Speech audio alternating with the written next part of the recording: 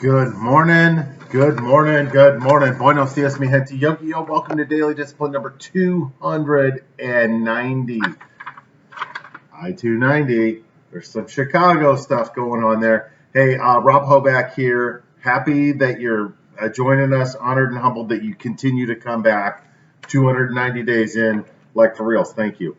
It's a Freaky Friday. It's a work day. Hell, it's almost 7:30 here, and we still aren't fully light up because we've got some storms rolling through. But it is time to get to work, so let's do it. PSAs before we get started. Last night I was at football practice, got to see King James. Always good to see you, bro. And he asked me why he wasn't getting reminders. Well, I don't know. He didn't have his phone on him, but just a reminder, right? Like if you want to be reminded every time we post, you need to click the subscribe button. I think it's down here somewhere. Perhaps give us a like, maybe refer us to somebody else, or give us a comment, something you'd like to talk about. So I know Nuke's really good about it, and some others. So we just appreciate it. And again, it's just a reminder that if you want to know exactly when we post these, that's the only way to do it. Either that, or I could send you a text. So regardless. Moving on. First things first. I'm still the realist. You know what else I am? I'm dry. Yeah. I think we talked a little bit about this yesterday. We got some rain. I was talking to somebody the other day that here in Oklahoma, generally this time of the year from about July and August, those are the driest months of the year, and we're used to going weeks without rain. Hell, we go 4 or 5 days, and then we'll get a couple days of rain. So it feels weird. It's just odd because it doesn't really get to that full-on hot, that we're used to. Now, having said that, read something this morning that July 2019 preliminary results, it's going to go down as the hottest month in the recorded history of the world. Yeah. Does that freak you out? Because I hear that and I'm like, yeah, we're pretty fragile, right? It gets much harder around here. Things are going to start to change. So just something to keep an eye on. And you know what? We have very little control over that, but we should be good to Mother Earth. Anyway, I'm dry. That's all that matters. All right, so my thank yous. Not sure if you guys saw this last night, but the Hall of Fame game was on last night. So that means the NFL preseason is officially underway. And so tomorrow is when they actually do the Hall of Fame induction. So I know I'm a football nerd, but I know there's other guys on here, like the Dirty King, who probably watches this stuff. They show where they invite all of the people who are finalists to Canton, and they sit in a hotel room with their family waiting for that David guy to come knock on their door and say, congratulations, you've been voted into the Hall of Fame.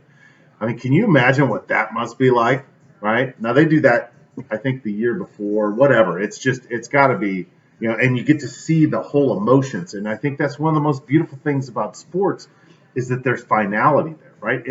In life, we're doing better, and it just kind of morphs, and the lines are blurred, and we don't know.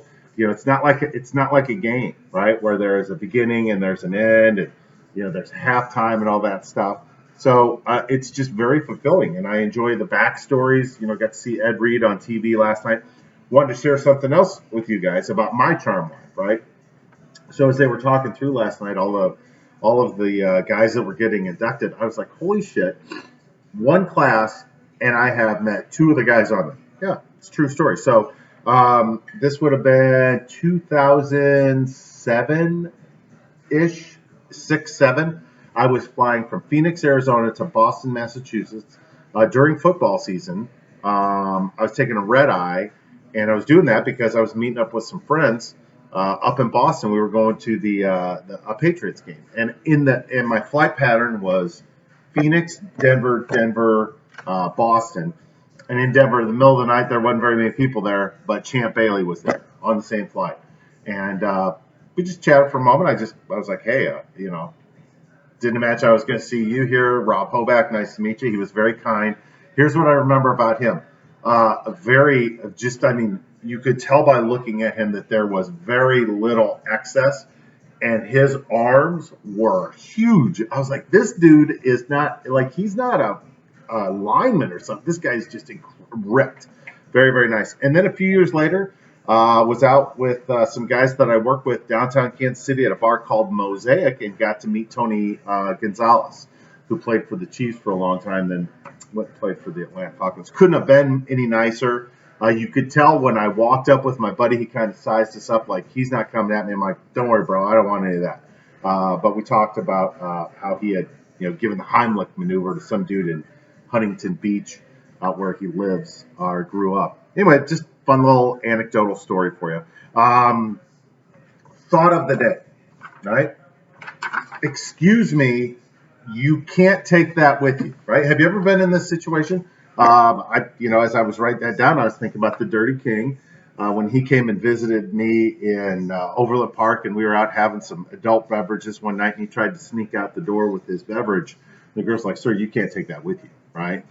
And so what I'm talking about our money, right? So this morning, as I was sitting there thinking about, there were several things I wanted to talk about, and I've got several people in my orbit, in my periphery, who are just really stressed out about work and money and this, that, and the other.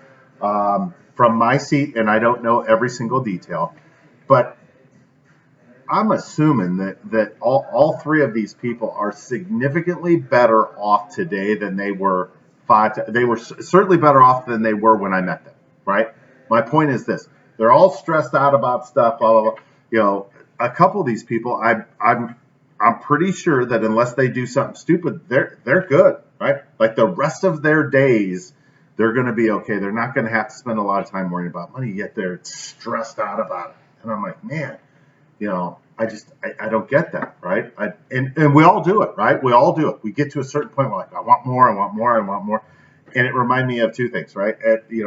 One of the things that got me thinking about this was that when they came back from break, there's a new song by the artist Drake. It's called Money in the Grave. He talks about, it's like, hey man, I worked so hard to get this money. I want to take it with me because the next life I want to be paid. Well, watch the Discovery Channel or National Geographic. People have been trying this for a really long time. Guess what happens? Your body disintegrates and that money stays there, and then somebody comes and gets it generations later. It also reminded me of a movie that I saw. It was a documentary, and it was talking about money and how we all get too hung up on it. And the guy was talking, he's like, look, the best example I ever learned about money was that he used to play Monopoly with his grandmother. And by his account, she was just ruthless. And so he finally beat her after years of playing. And grandma was like, congratulations, you did a great job. I'm very, very proud of you that you learned that. Now here's the final lesson about Monopoly. Game's over. All the money goes back into the box. And he was like, he's telling the story. He's like, then I came to the realization, like, well, this is like life, right? Like you work so hard to get in a certain point, but when it's over, and all the money goes back. You don't get to take that with you. And so, I don't know if we take anything with us. I don't know. I've never died and came back. You hear all these stories, but we do know that, like, you can't take that money with you. Whatever happens to us when we die and we're done with this body, you can't take the money with you. So, man, shouldn't we just stop stressing out about that? Easier said than done. I get it. Go ahead and listen to Drake. Money in the grave. Can't take it with you, bro. It's going to stay here.